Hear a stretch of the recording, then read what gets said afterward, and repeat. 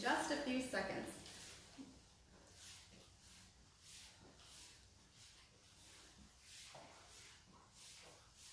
Hello and welcome. We're here on episode number 7 on Upscaled and Fully Equipped.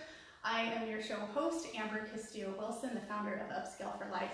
I'm excited to have on my show today a guest. My second guest of the show is Gloria Medrano. And so today we're going to be speaking on living in purpose. And so I invited her to come, and we both live locally here in San Diego, and she's moving and shaking here on various areas here in San Diego, as well as online, which we'll get to in a little bit and share where you can find her. But in the meantime, we're just going to go through some questions I prepared and kind of probing a little bit more into what living in purpose looks like and how it looks like for different people. You know, there's different seasons that we go to and through.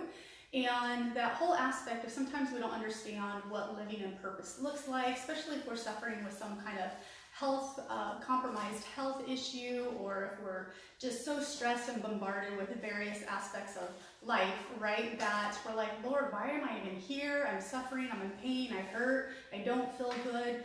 But when all of that is, settled down and you seek Him for healing, and He puts divine people in your pathway for that purpose of healing and to helping you get through and give you that hand up, then sometimes that whole aspect of divine purpose comes into play, and that destiny that He has sought out for you way before, our parents even knew that we were going to be conceived. So even at the time of the creation of Earth. So I've invited her to share with us what that looks like for her and her journey in discovering what living in purpose looks like. So thank you for being on the show today. I appreciate your attendance and creating time out of your busy schedule.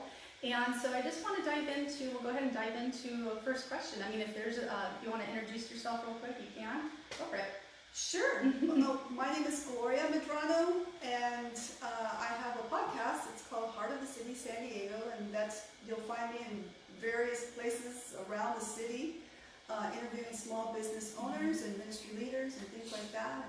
And I just really enjoy it and have a great time encouraging my city and being that light that shines everywhere I go, pretty much. And you were local, born here in San Diego? I am. I'm a native San Diego. That's not too born and raised. I am. That's not very often that you find born and raised San Diegans. Yes. So she's a diamond in more than one aspect. But anyway, let's go ahead and jump into these questions here. And in your opinion, what does it look like for you?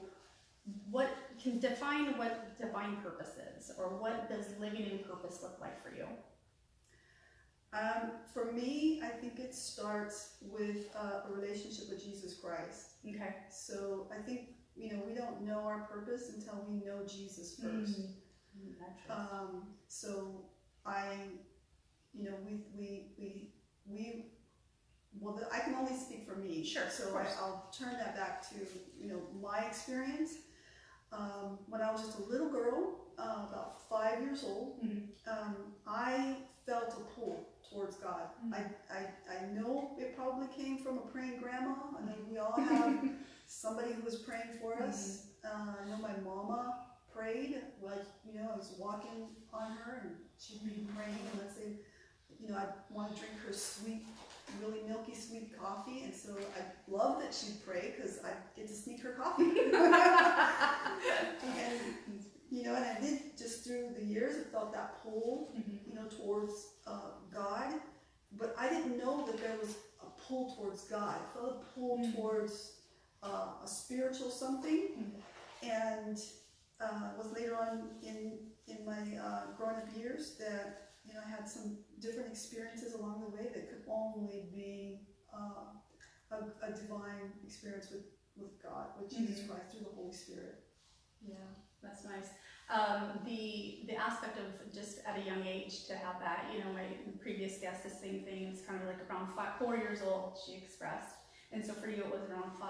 So I find that fascinating that sometimes just even knowing at such a young age, like we don't really know what that looks like at the time because we're young and we don't have that much experience of life and be like, oh yeah, that was the call from Jesus, you know, until we get more, you know, grown up and especially mature in the Word too. Yes. Then we can identify it and look back and be like, oh, that's what that was. So that's unique that it was at such a young age. So, you know, because my next question was, you know, how and when did you discover your purpose? So it kind of sounds like it was around that age. Yeah. And so, you know, were there any seasons that you had to go through or kind of weed through in order to, you know, pursue, you know, what do you define as, what is Gloria's purpose? What do you think your purpose is here? Well, I want to go back a little bit. Yes. So at the age of 5, I don't think I knew what a purpose was. Okay, sure. But I knew that there was a spiritual something happening. That you can't explain it. You're just a little girl, so you just don't know what's happening. You just know that you just love the things of God. And you feel compelled to that, right? And it wasn't until later, you know, in my years where I was older, I was about 18, and I had that was 3 different really audible experiences through the Holy Spirit. This last one was going to really change my life, you know, so I heard an audible voice. I had been in foster care at this point, lots of things in between, and I was sitting on my bed all alone. No one told me about Jesus. I knew of him, I didn't know what that meant. But a voice came to me, as I said, as I called upon him, and I said, you know, God, where are you? Almost angry. Why aren't you here? Where are you? And with audible voice, he said, Gloria, there's only one God, and that is the God in heaven. So that I could understand what that meant. Sure. And I knew that I was going to be, from that point on a search to find what that meant. And I met a young man. It's going to make me emotional because I love God so much. Yes. But, you know, God brings people at certain times in your life to take you to that next step. So I met a young man and he told me about Jesus. And that's what my journey into going to church and becoming a Christian, and then later on becoming a missionary to London. Wow, that's incredible. So just to reflect back a little bit, so then you had a couple occurrences with an audible voice, and so it was around at 18 that you heard that third one. And so at what point did you, how old were you when you got saved? So I was 19. Okay, so you had that experience first with Jesus or with God, or some audible kind of spiritual voice, like where is this coming from, not really knowing that relationship aspect. And then 19, but prior to that, a gentleman introduced you to Jesus. And then from that point, you have accepted him into your life at 19. Awesome. That's incredible. So then, as far as, you know, knowing, as far as becoming a missionary and, you know, promoting around the city and, you know, encouraging people, how did that come about? Was there something that was like, did it just kind of come in? I mean, usually things like this come naturally, right? So at what point were you like, okay, yes, this is my purpose. This is what I'm supposed to do. Like how did that connect for you? Like, was there a moment that just was like, you know what, this is what I'm supposed to do, and I'm running, and this is what God created me for, and I'm going. I had a sense of the things that I loved to do, which was, you know, being an encouragement to other people, lifting them up and putting them forward. I was, you know, a competitive boxer for a little minute, and I didn't go pro or anything because I was wanting to nurture people. You know? Not beat them up. No. I mean, you know, I wanted to get them and say, oh no, if you do this way, it'd be way better. You know, keep your hands up this way, and you know, you won't get hit. Duck this way. So, you know, I wanted to be more. That was my natural element to do that. But I was, you know, found Jesus, started going to church, and I served faithfully in a church. And so through serving faithfully in a church, one thing led to another. I was in the punk rock scene, before I knew Jesus and things, and had a passion and a love for England through that music, that punk rock kind of scene, and I was in a lot of states. I was a chola as well. So for those of you listening to London, that's like this, Hispanic, Latina, gangster. But I found myself, in serving in a church and using that kind of gifting that I already had, serving, teaching a Bible study and watching it grow. Teaching a Bible study, watching it grow, releasing people, and proving that gift was relevant here, in serving in my local church before I went overseas. But a lot of things happened in between that, and I found myself broken in another church, and was minding my own business, like I say, all the time of my life. I was just minding my own business, and didn't tell anyone the wanting to go to England, the feeling of that God has spoke to us, and there were prophecies actually over us, over me, to go to England as well, but we didn't tell anyone. But our pastor one day, a man came and preached, and he preached a message on daring to dream again. Yes. And I said, I'm going to dream again. Yes. I'm going to fight through this. And so here I was broken, and I'm fighting through this, and our pastor comes and he sits behind us, and he whispers while the man's preaching, there's a church in England, and they're looking for someone. Wow. Yeah, that was a big wow. Right, that wasn't God speaking. Yes. So before you went on that, it sounded like there was some kind of deterrent or some kind of something that was kind of derailing you. Maybe it was a fear or something like that. What were some of those obstacles that kept you from pursuing that purpose, or kept you from pursuing the destiny that God has called you in during that time? Like, what was trying to derail you? Was it like thoughts, like fear? Was it someone who's saying, oh, you know what, honey, probably not, or things like that? All of those things, and they had to happen because it's a big transition to leave one home and create another home. Well, and not only to another country. Exactly, that's what I was going to say. It's like we're just not talking moving down the street. We're talking about the country. So that's huge. Yeah. So God had to build this faith. He had to show us and prove to us that, or me, in each transition of hardship, could be someone saying, you're just not it. You don't got what it takes, or whatever that might be. And that fear grips you, especially when it's somebody who's a leader, right? And you look up to them, or you think, wow, they have power over me, kind of thing. And it can come in parents too. Parents can say that, well, sweetheart, I don't think this is, whatnot. It could be another peer, but especially from a leader in the church, it could be, suffocating. Yeah. So someone that you think in your mind that has power over you, really look up to them, and then they say something that is like a definite, you definitely cannot do this or that or whatever. So it's really a shock to your system, and you have to find in your word where it says that no one can say what is permanent over you except for Jesus, except for God Himself. Right, definitely, because He set that purpose in you. Now we do have leaders that we, that we listen to their direction, and they're building us and training us.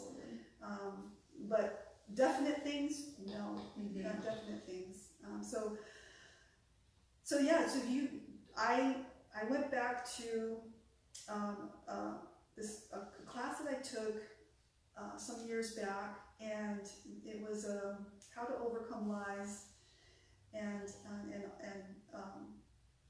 the way that those lies stop you. So it was somewhat of a Christian self-development thing, and I took that for a long time. I poured that into my heart Yes. for a long, long time, and I addressed the lies one at a time that said, Gloria, you're just so different to everyone else. You're never going to fit in, and Gloria, you are just too shy, or Gloria, you don't speak good, you don't speak correct grammar, Right. or just those things,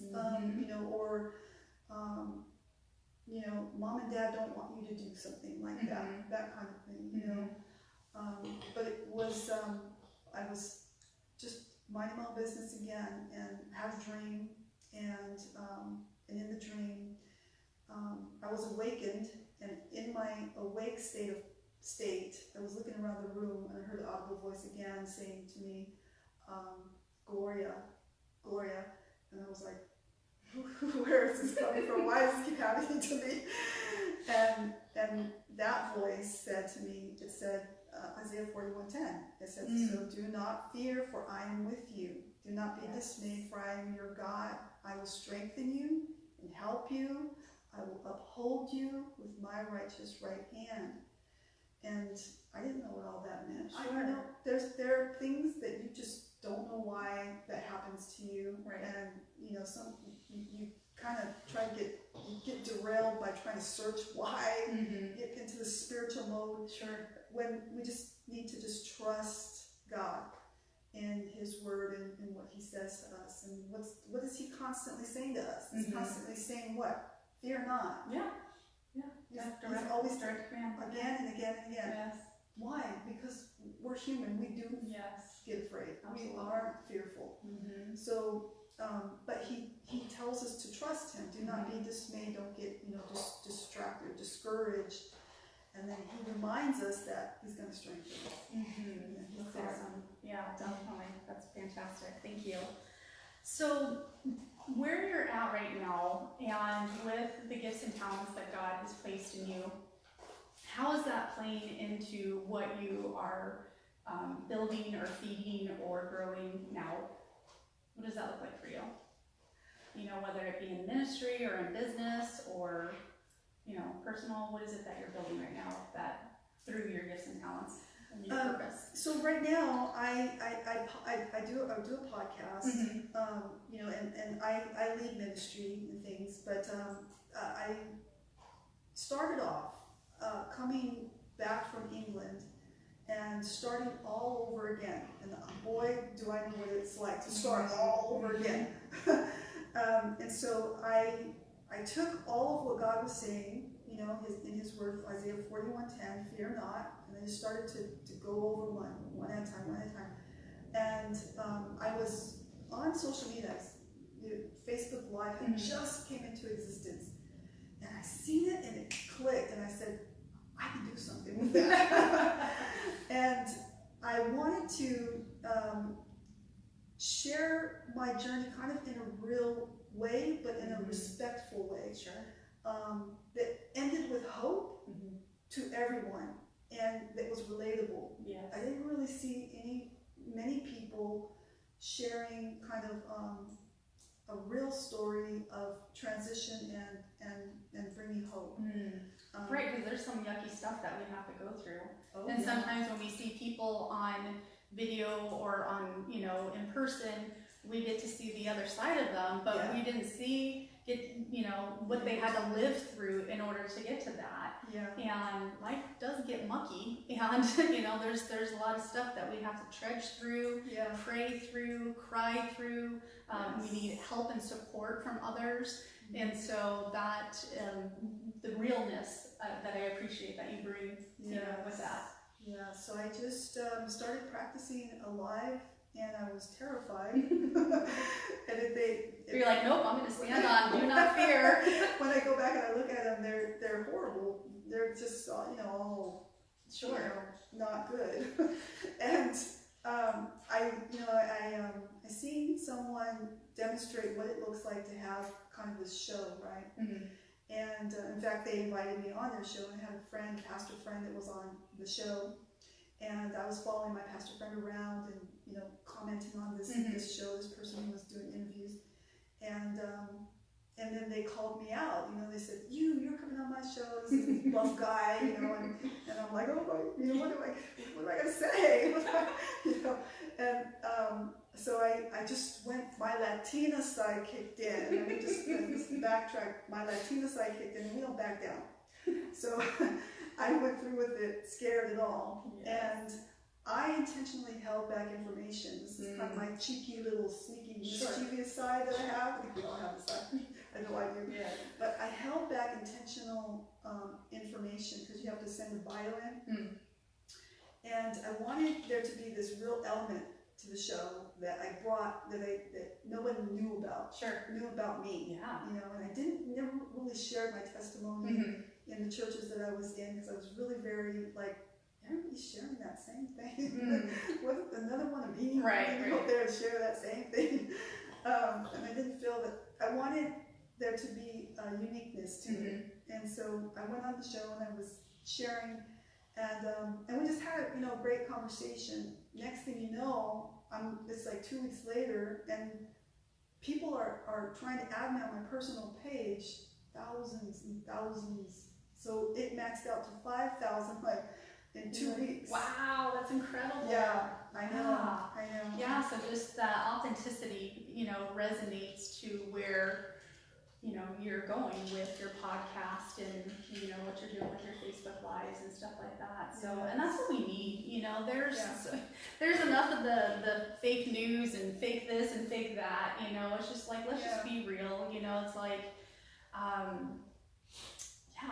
don't know much more to say to that other than, just being real. Yeah. But and another thing is that I felt like there was going to be a need for, because of the fakeness and people only showing, their good side on camera, and this new camera world, that we're in today.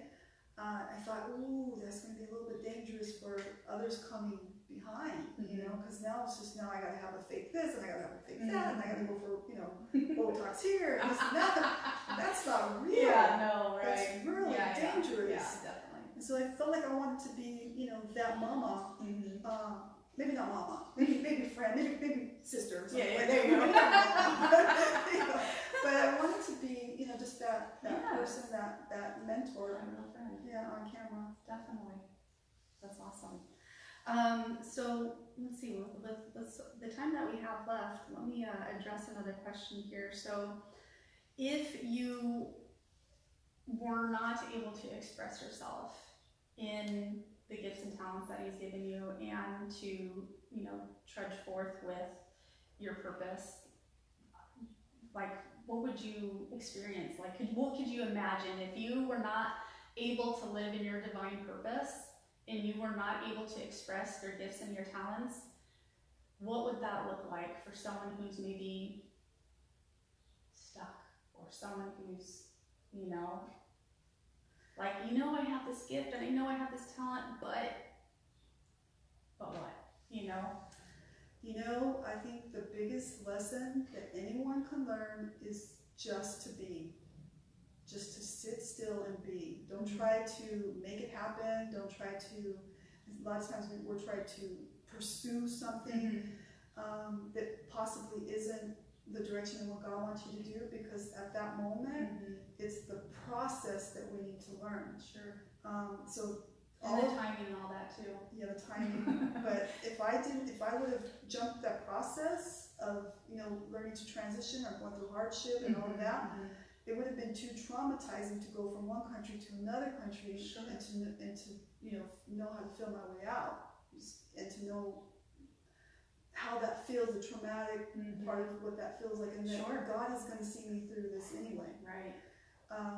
So go ahead, finish. So I would say, to just be and just do what it needs to be done in your sphere of influence, right where you are. It might be your sphere of influence, might be your children, it might be taking care of your husband, it might be extended to the people that come to your home.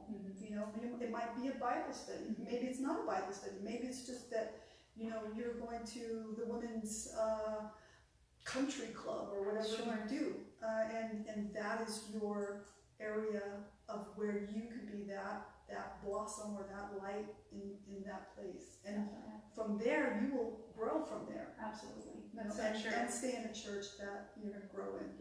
Get fed into. Yeah, so definitely just hearing that, you know, where you are right now today doesn't mean it's going to be forever, and that you just have to keep trudging through, even when it's mucky, to, you know, get to that divine destiny. So just let our viewers know and our listeners know, where can they find you? What are your social media handles? Do you have a website? I do have. Can they follow you? You know, if you just Google my name, Gloria Medrano, you can find me just by Googling my name. Okay. But you can also Google Heart of the City San Diego, and you can find me through that as well. Then you can find my website on the different places, podcast or ministry areas. Perfect. And then do you have a particular piece of hope you want to leave with our viewers or listeners, or a particular scripture to leave them hope with? Yeah, Isaiah 41:10. Isaiah 41:10. Go ahead and reiterate that, so we it can be reminded. We need to repetitively just ingrain this. Yes, because we do fear, you guys. There's we live in this world. We got the coronavirus going on, and people are overbuying and things. Right. You know, when I was in England, it was the other things. You know, I forget what it was, but the truckers had barricaded the M25, and people couldn't get to the M25 to get to work or anything. I think it was some kind of a government thing with the truckers, But Isaiah 41:10, so do not fear, for I am with you. Do not be dismayed, for I am your God. I will strengthen you and help you. I will uphold you with my righteous right hand. Trust in that, you guys. Trust in that, and go through the process, whatever that process is looking like. Yep, awesome. Well, I think that's some good advice, and definitely awesome to leave. Hopefully that leaves you with some hope in any event. So wherever you're at, if it's looking a little murky, just know that there is, you're not done yet. He's not done working with you. So